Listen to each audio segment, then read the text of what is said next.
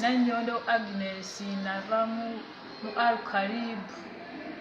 bannange munyambe nkubireka family yange company yange nafuna obuzibu mu guyumba nenzirikayo kati ndi wano wadde wakamala ebbanga ki mwezi gumu naye njagala kuyambibwa awo oli ani yakuleetawo awo wendi musawo ye yandeeta aviira luddawa naviira Masaka ekyalo kyaziiza nyogera amanya ga maama taatawo maama wange najjuko Lidia taata wange yakatonda George tokaaba muganda wo yenna nakazibwe Anet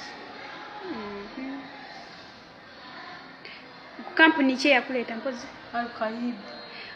amanya weriyo g'omanya erinnya mu Al-Qaid boss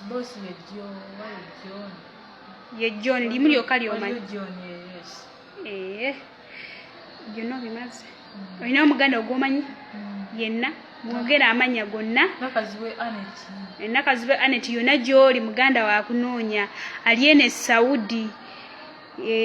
yafuna obuzibu ne boosi we ne baboosi be kwegamba teyamanya ngeri ki gye yatuuka mu ddwaliro omusawo n'amuyamba omusawo olwamala omuyamba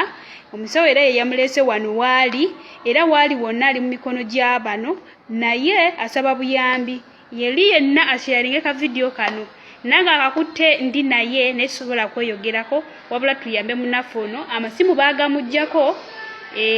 era nga mulwadde n'ebigere mubiraba byazimba ebigere bye byazimba